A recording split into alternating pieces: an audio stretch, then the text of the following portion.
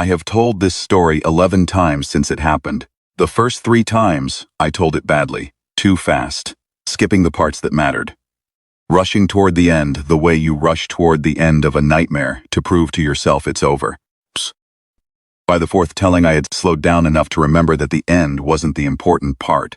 The important part was the night before the end. The long night, part where I ran out of things to say and kept talking anyway. My name is Jorge.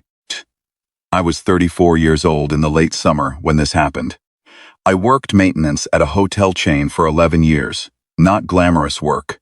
Not the kind of work that gets mentioned at parties, but the kind that teaches you to read the physical world the way some people read faces.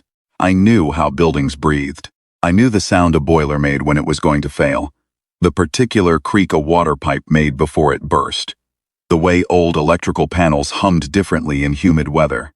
I knew which stains in an industrial kitchen could be mopped away, and which ones had gone into the grout and were part of the building now. I knew that most problems announce themselves before they become crises, and that the difference between a small problem and a catastrophe is usually just the time it takes for someone to notice. None of that prepared me for what I heard at 3 in the morning in the valley of Monfragüe, in a region where the granite hills have stood so long and so still that the locals had stopped looking up at the sky out of simple habit. Maybe. And I have thought about this a great deal in the years since. Maybe more of it applied than I realized. I was there as part of a promotion group, 14 of us. We had all been on a television program together the previous year, a competition, the kind where strangers live together in a sealed house and cameras record everything, and the public votes on who stays and who goes. I will not dwell on that experience at length. What matters for this story is what it did to people's self-perception. Several of my companions emerged from it believing they were important in a way that had not been true before the cameras found them. The belief is not exactly their fault. The cameras created a kind of gravity, and people who have been at the center of that gravity for long enough begin to mistake the gravity for a quality they possess, rather than a quality that was projected onto them. I emerged from it believing I was tired. That is also not exactly my fault. When the production company called, asking us to reunite for a promotional weekend at a rural hotel near the National Park Reserve of Monfragüe, most of us said because the money was decent and the summer was ending, and it felt like the kind of trip that would be uneventful. The hotel needed good press. The region needed tourism. We needed something to do in September. The logic was clean and small and human. The drive out took most of the day. The countryside outside the bus windows was the color of old straw, the particular exhausted gold of Spanish interior land in late summer. When the heat has been at work for 3 months, and the soil has given everything it had to give, and is resting now, waiting for October. The road narrowed as we went south. The asphalt crumbled at the edges where it met the dry earth. The granite ridges rose on either side of the valley, with the patient indifference of things that have outlasted every human project attempted in their vicinity. The hotel sat at the base of a ridge, a converted farmhouse renovated with more optimism than budget. You could see where the money had run out if you knew where to look, which I did. The fresh plasterwork stopped at about chest height on the east wall and became original stone. The electrical fixtures in the lobby were new, but the conduit behind them was not. And the wiring would be at least 30 years old. Pool in the courtyard was large and rectangular, and the water in it was slightly green, in a way that spoke of a filtration system not quite keeping pace with summer algae. Promotional brochure described the hotel as set amid ancient wilderness. That was entirely accurate. The wilderness was very ancient, and the hotel had clearly been fighting it for some time, and was losing on most fronts, but doing so with a certain dignity. I noticed the fragments in the pool before dinner. I was not supposed to be at the pool. I had gone looking for the maintenance staff, because the hot water in my room was irregular, cycling from scalding to cold in a pattern I recognized as a failing mixing valve. I had walked around the sidebums and fenced off fence that bordered the pool area, because there was something in the water that did not belong there. At first I thought it was scaffolding, some renovation project that had been abandoned and submerged. The shapes were angular, dark, with a particular matte finish that absorbed the evening light rather than catching it. And the water around the largest fragment had a faint iridescent sheen, oil-like but not quite oil, shifting through colors I could not name as the last of the evening moved across the surface. The shifts were slow and purposeful in the way that colors in oil are random and chaotic. These were not random. Stood there for a long time. I am not sure why I did not go find someone immediately. Perhaps because the shapes were so genuinely outside my framework that reporting them would require me to find language for them first. And the language was not available. Perhaps because some part of me, the part that had spent 11 years learning to read the bodies of broken things, recognized that whatever these fragments were, they had broken hard and recently. The edges were not corroded, they were not worn, they were clean, sheared, the wound was fresh. I went to dinner. I did not mention the pool. Dinner was the kind of meal that happens when 14 people who share a complicated histories sit down together after a year of separate lives. There was wine, the local kind, rough and honest. There was noise. The specific noise of people who know each other, well enough to be comfortable and badly enough to be interesting. Ismail was at the end of the table being funny in the effortless way that some people are funny, not performing, or not obviously performing, which is the best kind. Sylvia was telling a story about something that had happened to her in Madrid. Maria Jose was laughing at the right moments, with the easy laugh of someone who has decided the evening is good and is committing to that decision. Koldo was eating with the focused intensity of a man who has decided that food is the only reliable pleasure available, and that distraction from it is therefore a form of loss. I had always liked Koldo. He understood the value of doing one thing at a time. I sat somewhere in the middle of the table and drank my water and thought about the fragments in the pool and did not know why I wasn't saying anything. Bullets went out at 23 minutes past 8. I know the exact time because I had checked my watch 60 seconds before it happened. The way you check your watch when you are waiting for something, without admitting to yourself that you are waiting for something. The dining room dropped into a darkness that was not gradual. It was complete, total, instantaneous. The electricity had not failed. It had been switched off at its source. Or what had been feeding the source had stopped. Or the source itself had changed. Whatever happened, the result was a darkness that arrived all at once and had no gradations. And then the sound came. I have tried many times to describe the sound to people who were not there. The closest I have found is this. Imagine a very large structure settling. A skyscraper, say, shifting its weight in a high wind. The deep tectonic groan of metal and material under enormous stress. Now, strip away everything human about that sound, the mechanical precision, the engineering logic, and replace it with something that seems to breathe. That is approximately what we heard. It came from below, or perhaps from the ridge to the west, or perhaps from the air itself. Directional information became unreliable almost immediately. The sound was not loud in the way a siren is loud. It was not aggressive, not piercing. It was pervasive in the way pressure is pervasive. You felt it in your chest before you heard it with your ears. The others reacted the way people react when something overwhelms their capacity to process it. Several of them laughed. Not because anything was funny, but because laughter is one of the oldest tools we have for the gap between the comprehended and the incomprehensible. Several of them went very still, several both in rapid alternation. Anya grabbed Vanessa's arm. Natacho knocked over his chair. Go. Our designated commander, a man whose entire professional identity was organized around controlled response to crisis, said something into his radio that the radio did not answer. Ismail said something genuinely funny about the electrical situation and earned a laugh that was too loud and too long. The laugh of a group of people who have been handed permission to treat the unknown as a joke and are taking that permission with both hands. Pushed my chair back and walked toward the door. I am not brave. I want to be clear about this because clarity seems important.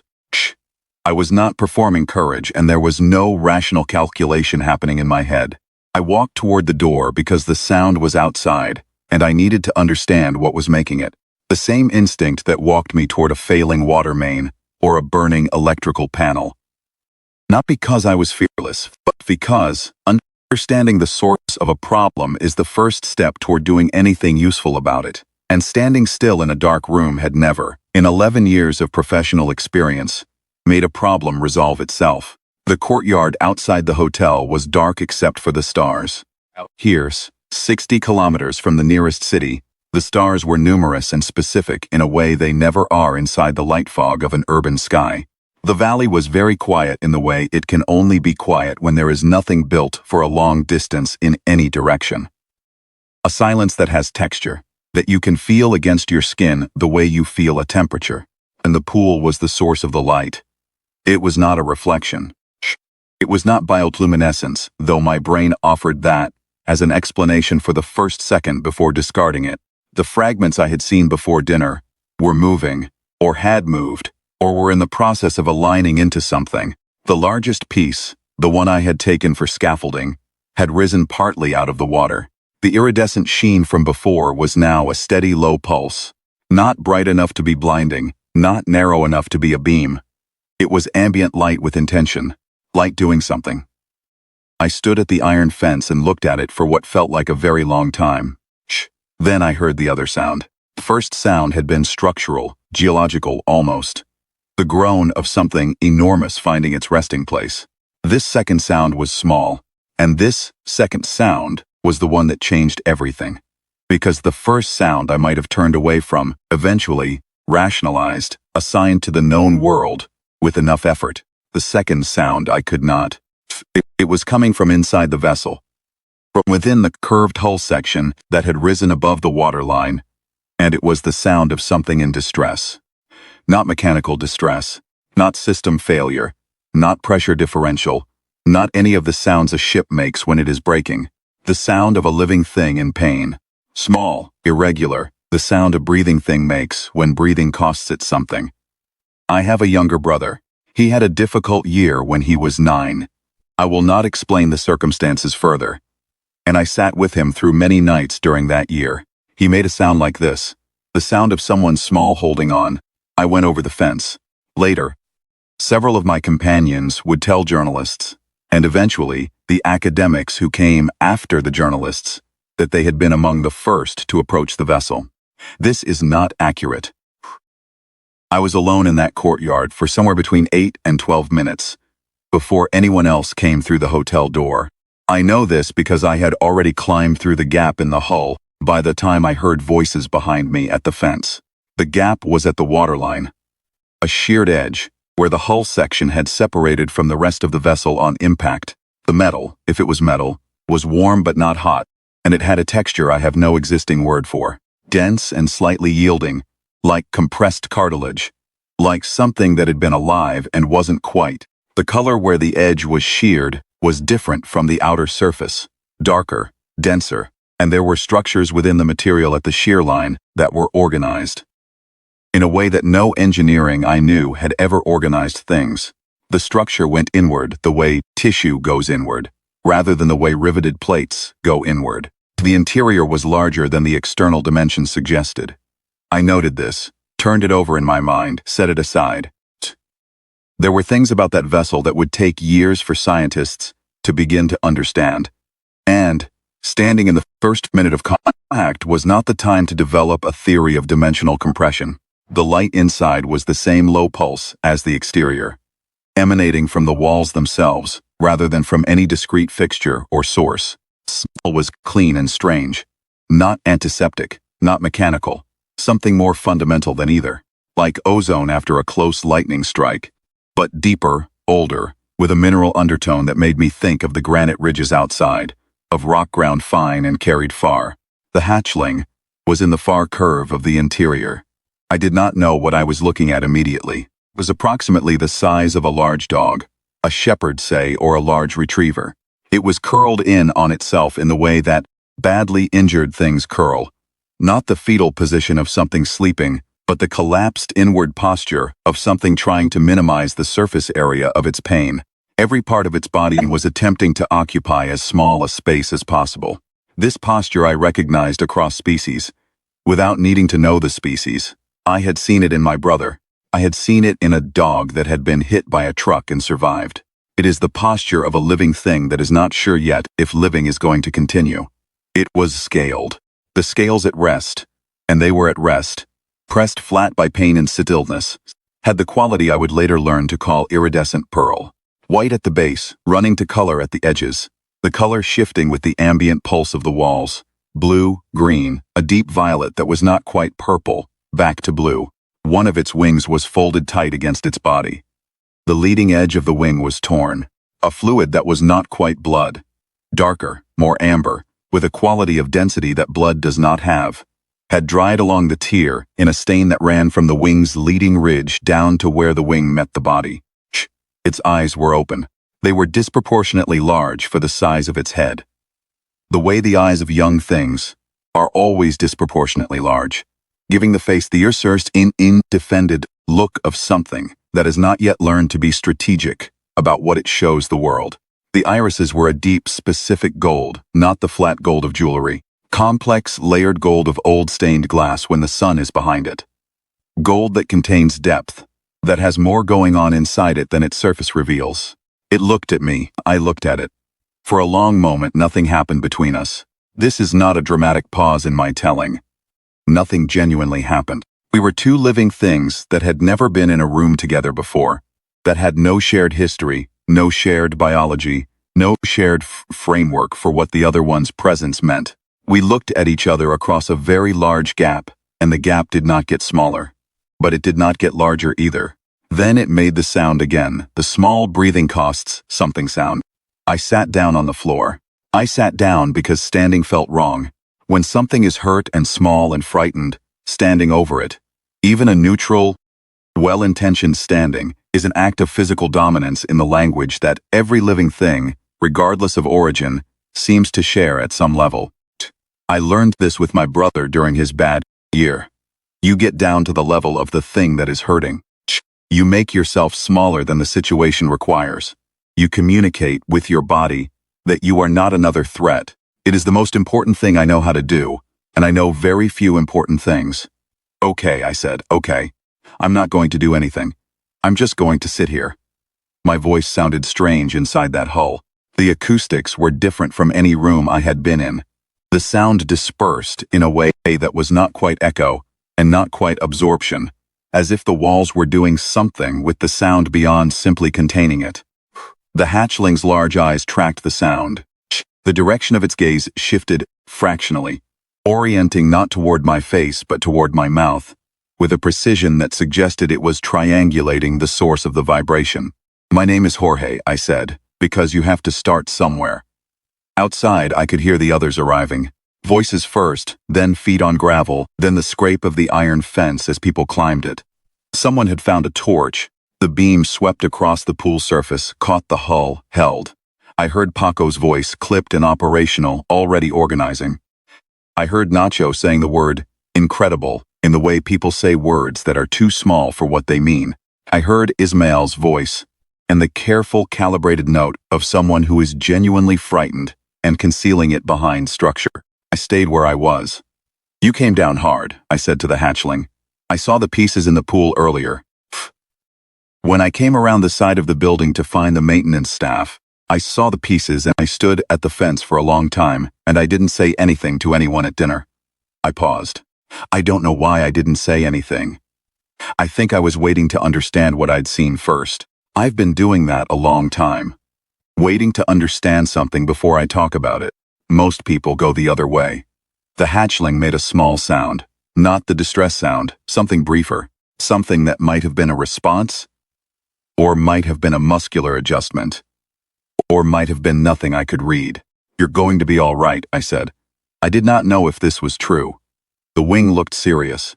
The breathing was irregular in a way I did not like. Not the slow irregularity of sleep, the effortful irregularity of something working hard just to continue. But it was the thing I would have said to my brother. So it was the thing I said. The others began coming inside the hull in ones and twos.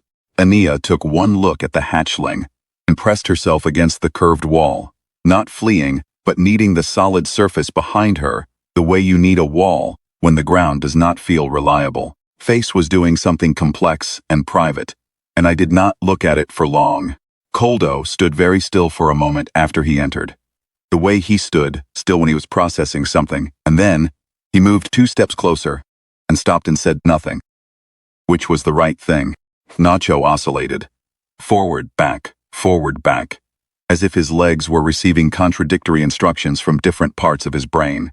Eventually, he settled at the midpoint of the hull's curve, equidistant from the entrance and from the hatchling, and stayed there.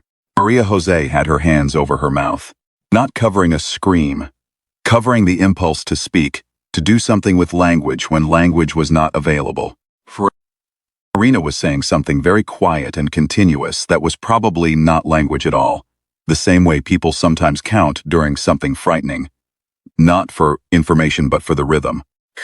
Mabel stood near the entrance and asked Paco questions he did not have answers to. Paco's response to the absence of answer, to treat the absence as temporary, to speak with the certainty of a man whose authority would shortly correct the deficiency. He spoke in declarative sentences that declared nothing. He assigned tasks. Tasks were about establishing a perimeter and documenting the situation and making contact, which, as far as I could tell, meant assembling everyone into a ragged semicircle, 6 meters from the hatchling, and waiting for something to happen. Ismael stood near the hull entrance and looked at the hatchling for a long time, without speaking. His face went through several states. I watched him arrive at the state where the performance drops, and the person under it appears, which is a face I have seen on him only a few times, and which is a better face than the performing face, though less entertaining. Yaroslav arrived last. He was the special slaves they had sent along with us, officially representing an institution whose name I will not reproduce here, because he asked me not to, practically functioning as the group's designated framework for anything anomalous. When he entered the hull and saw the hatchling, his face went through a very fast sequence of expressions before settling on the one it makes when a hypothesis is confirmed, which is not triumph but something more complicated. The satisfaction mixed immediately with the weight of what comes next. He crouched near me, not as close as I was, and observed the hatchling with the careful, systematic observation of someone who knows how to look. "It's injured," I said. "Yes," he said. "The wing, yes." He was quiet for a moment. "Have you tried to touch it?" "No. I've just been talking to it." He looked at me sidelong, the look of a man who has encountered a variable his model did not predict. And nothing," I said. "It's still breathing." "That's better than it was before you arrived," said Jaroslav, which was the most useful thing anyone said that entire night, because it was the only thing anyone said that was specific and true. Followed was approximately 9 hours. I say approximately because time inside that hull did not behave the way time behaves in an ordinary room. Not mystically. I am not making a claim about physics. I mean that when your nervous system is operating under sustained novel alert, your temporal processing becomes unreliable. You stop generating the ordinary markers. The minutes bleed into each other. You surface occasionally from deep attention into normal time, and you look at your watch, and more has passed than you thought. And then you dive back under, and it happens again.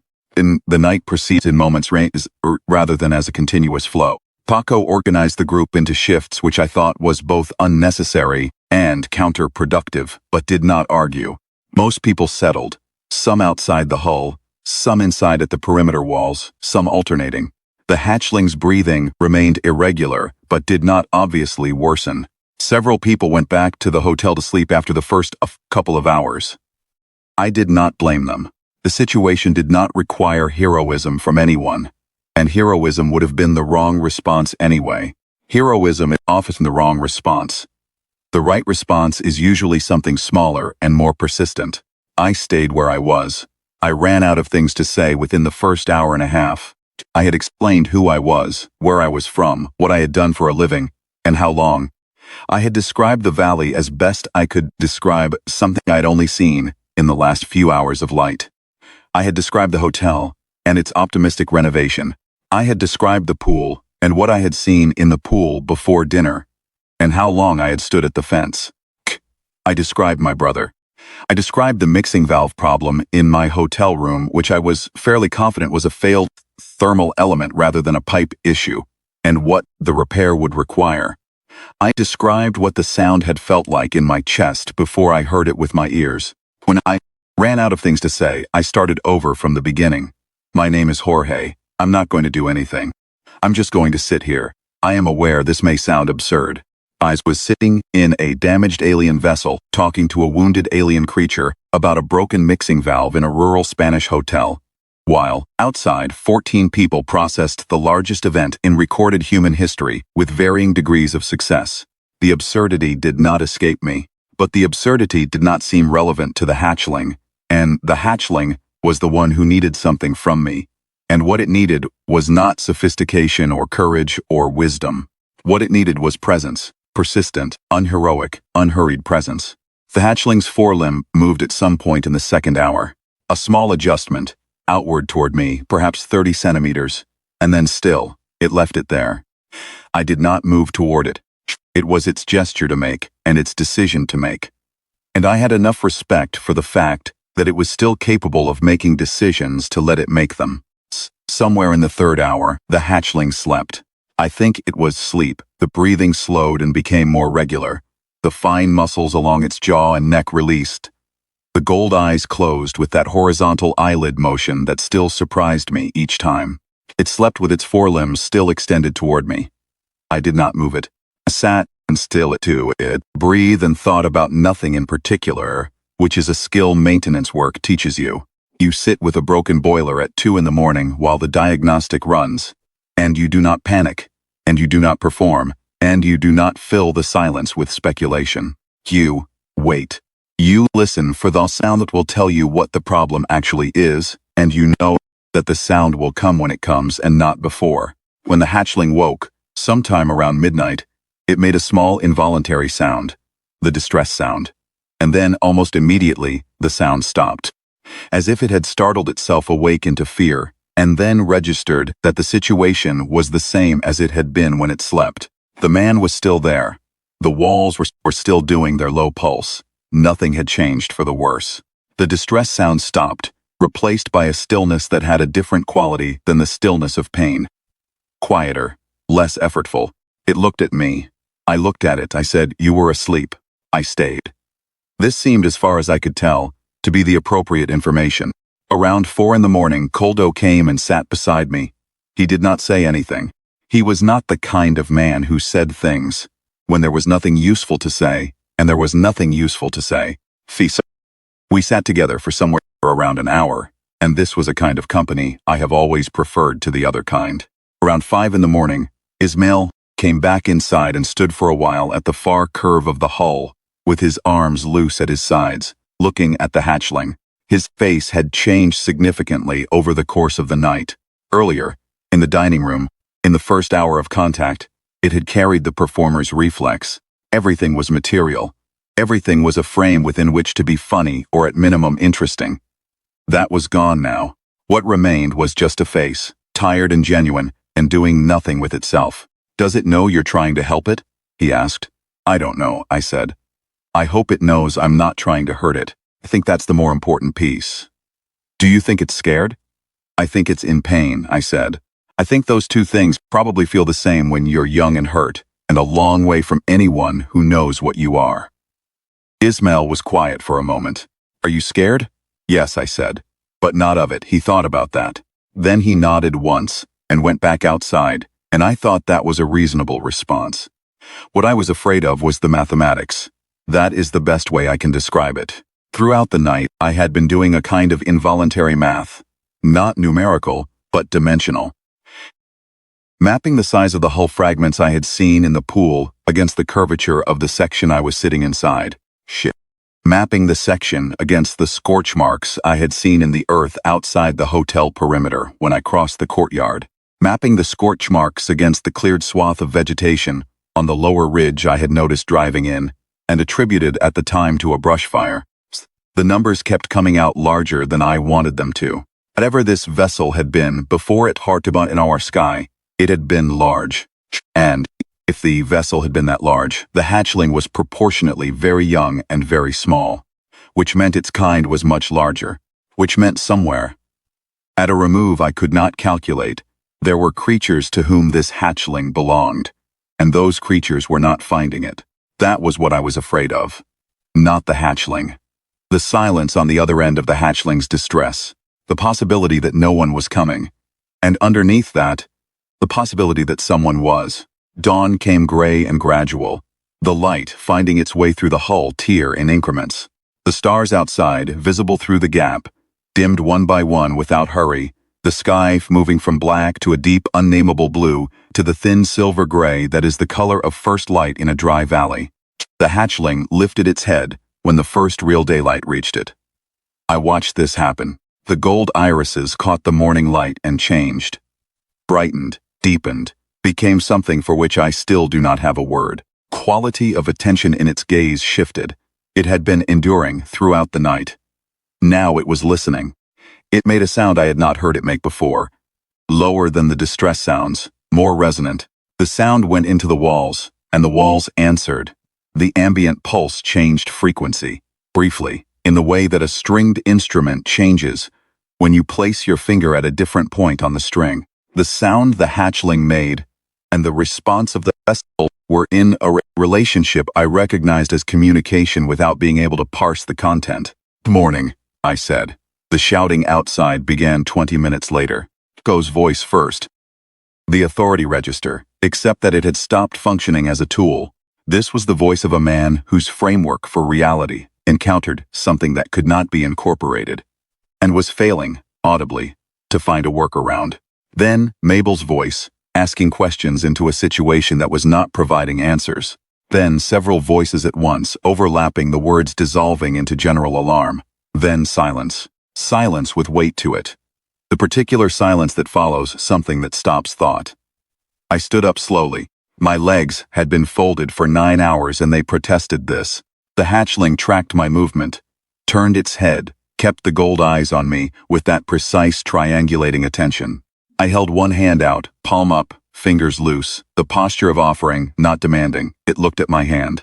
Then it pressed its snout against my palm. The snout was warm and dry. Scales at the tip were very fine, almost imperceptible as individual structures. The whole surface smoother than I expected, with a yielding quality to it that suggested the scales were not rigid at the tip the way they were along the body.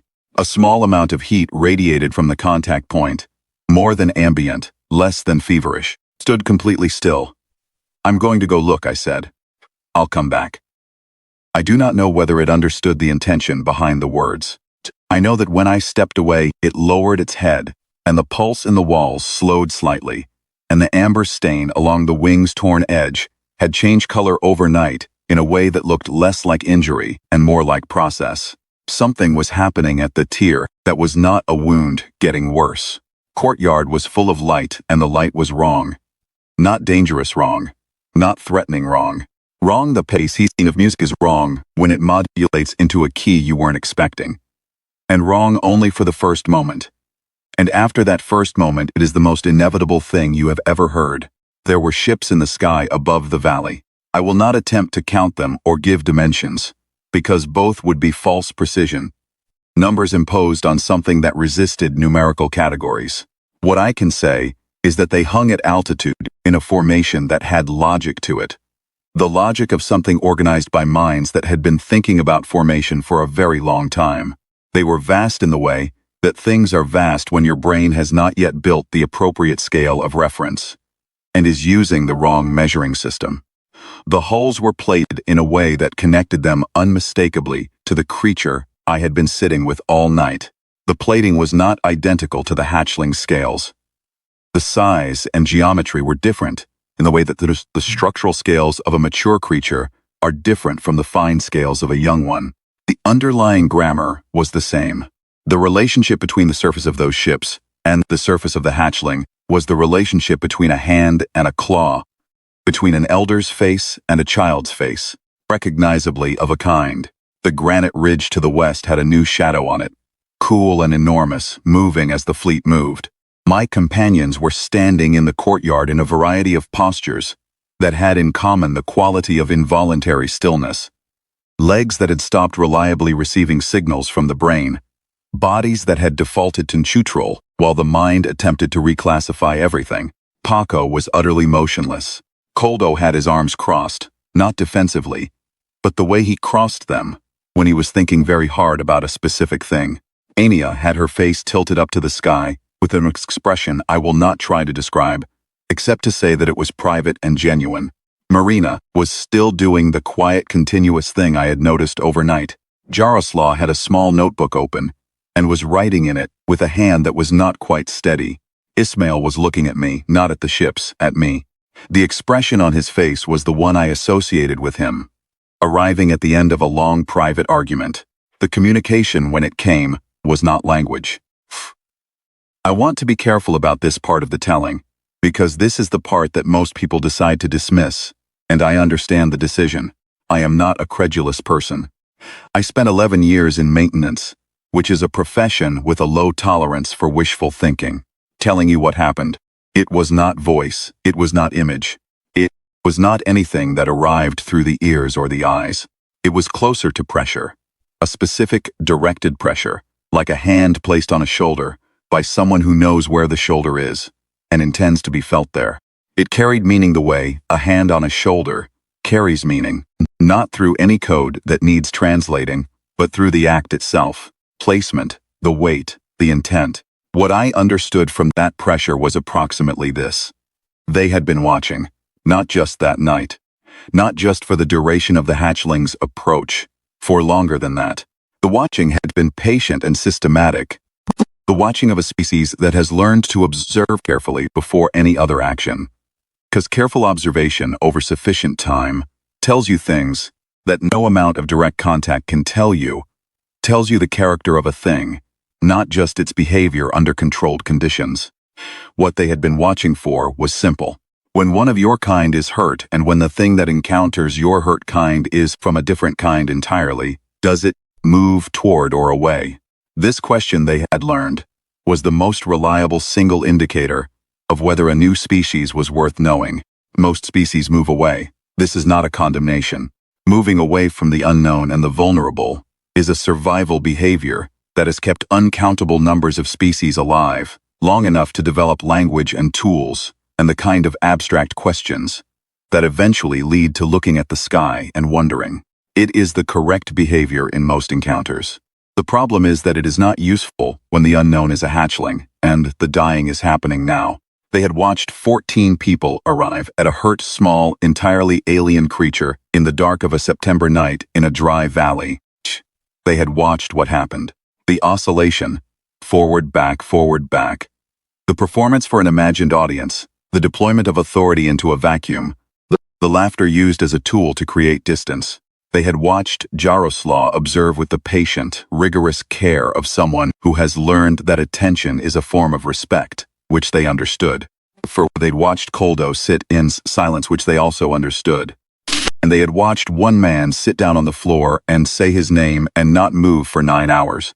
One man who had sat through one long night in a broken vessel, with nothing to offer but his presence, who had run out of things to say, and started over from the beginning, who had held a hand out at dawn, not as a demonstration but as an honest offer. Pressure eased. The hatchling made the resonant sound again from inside the hull.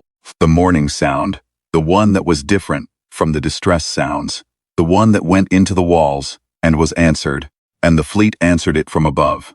The same resonance, many-voiced, low enough to feel in the sternum, deep enough to change the quality of the air. The sound of something recognizing something. The sound of something found. I went back inside. The hatchling had its head fully up. Both wings, including the damaged one, were partially extended, trembling slightly with the effort. The torn edge, still weeping faintly, but the weeping contained, the surroundings tissue clearly in a different state than it had been 6 hours ago.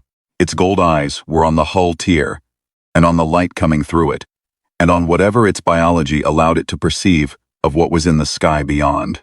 It looked less broken than it had looked in the middle of the night. It looked like something with somewhere to go. I sat back down beside it. "They came for you," I said. It turned its head and looked at me. Both of us were tired. From sitting on a hull floor for 9 hours. It from whatever it had been doing, for however long it had been falling through our sky toward this particular valley. We were both, I thought, approximately at the end of something. Go home, I said. It held my gaze. There is a grammar to direct eye contact between a human and another primate. We have evolved alongside each other long enough that we can read something in each other's faces, some basic signal of attention and intention. I had assumed, without examining the assumption, that this grammar was biological and specific, that it could not possibly apply across the distance between my species and anything that had crossed the void in a scaled vessel. This was one of the assumptions that September night required me to revise. The hatchling held my gaze for a long moment. Then it made a sound at me, directly at me, pitched and directed, so that there was no question of its intention.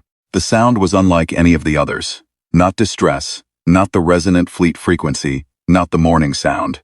Something smaller than all of those, something specific. I do not know what it was. I cannot translate it. I know what it felt like. It felt like what my brother said to me on the morning after the worst night of his bad year, which was 3 words, and the words were thank you, and underneath the words was a larger thing, which was, I know you stayed, and I know why, and I am still here. The hatchling extended its forelimb one more time, the same gesture as before, outward, deliberate, offered. I reached out and made contact. The pad of my thumb against the fine scales of its snout tip, the warmth of it against my skin, the small yielding of the scales at the tip. We held that contact for perhaps 5 seconds. Then I moved my hand back and it pulled its forelimb in and turned its head to face the whole tier and the sky.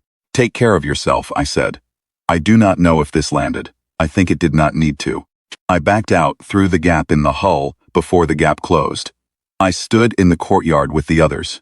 The process of retrieval, the hull reconstituting itself, the vessel rising, the water in the pool, sluicing off surfaces that were no longer broken, took some minutes. And during those minutes none of us spoke, or none of us spoke in a way that required the others to respond. The formation above had shifted, opened, made a space that had the precise geometry of a welcome. The hatchling's vessel rose through the space they had made. The fleet closed around it. Few minutes the valley was in deep shadow, the shadow of something vast moving north. Then the shadow moved, and the sky above the granite ridges was the ordinary late summer blue of the Spanish interior, very old sky over very old hills, and they were gone. The silence that followed was the longest silence I have been a part of. Koldo broke it. He said something in Basque that I do not speak. Jaroslaw, who apparently speaks some, looked up from his notebook and nodded slowly, twice.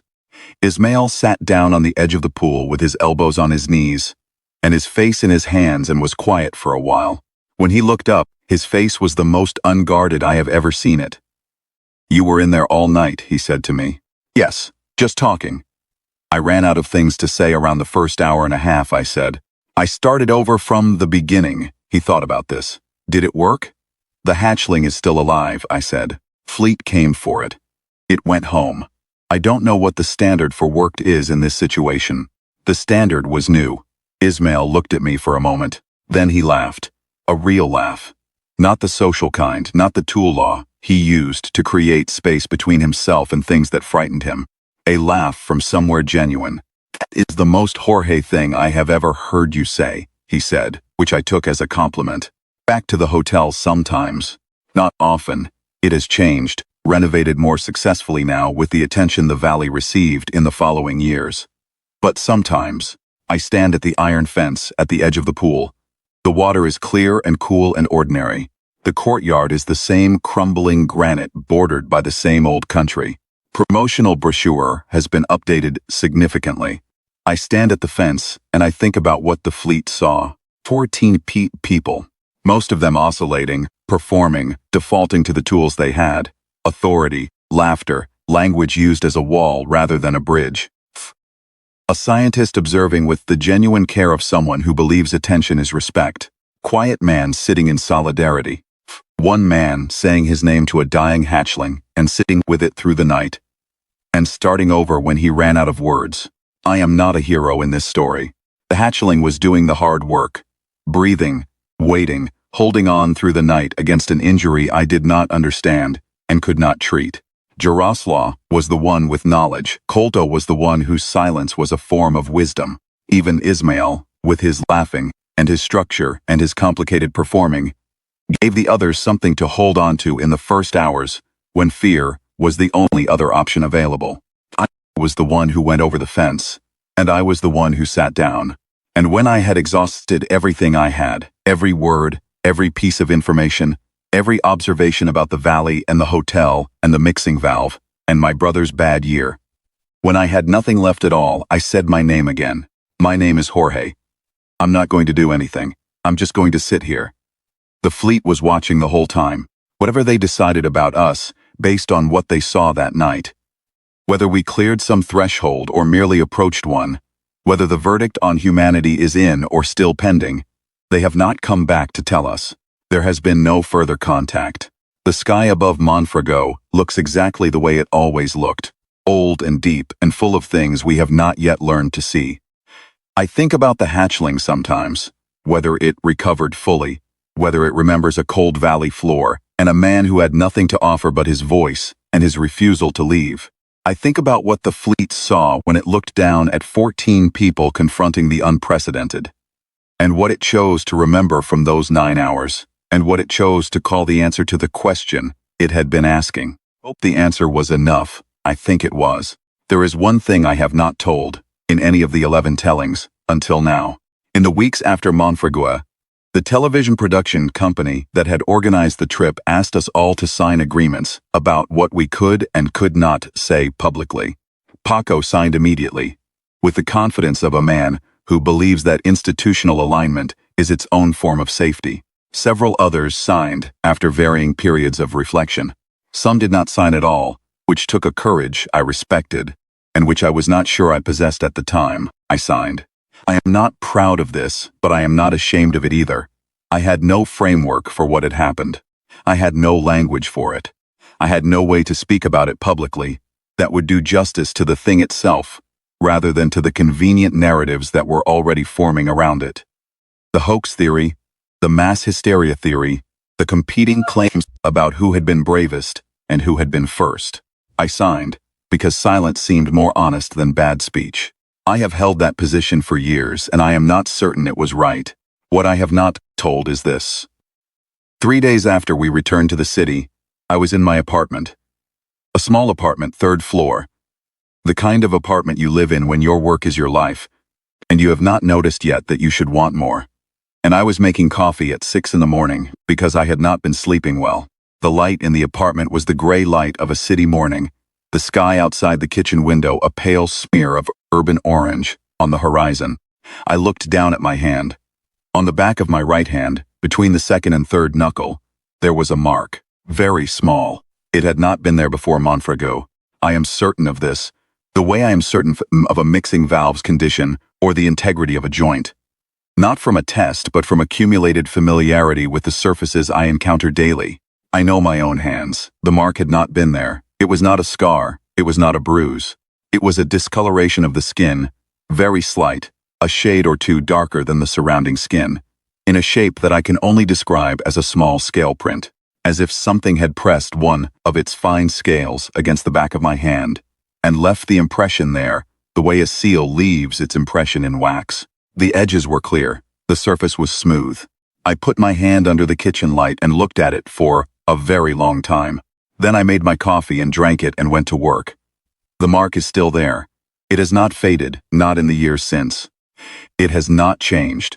It is precisely what it was on that gray morning. Small, clear, unmistakable once you know where to look. Invisible unless the light is right and your attention is specifically directed. I do not know when it appeared. I do not know whether it happened in the hull, during the 9 hours I sat on the floor.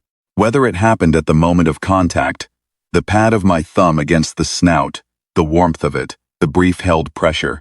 Whether it happened during the fleet's communication, that directed pressure, like a hand on a shoulder.